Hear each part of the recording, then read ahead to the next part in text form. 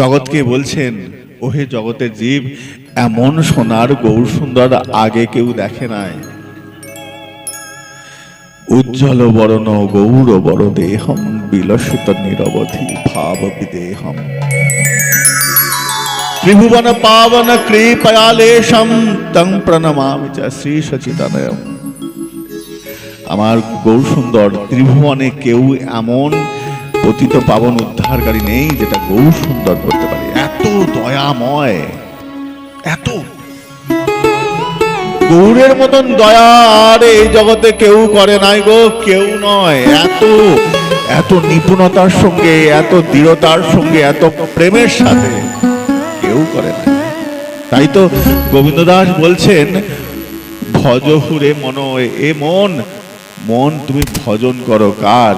ভজহুরে মন শ্রীনন্দ নন্দন।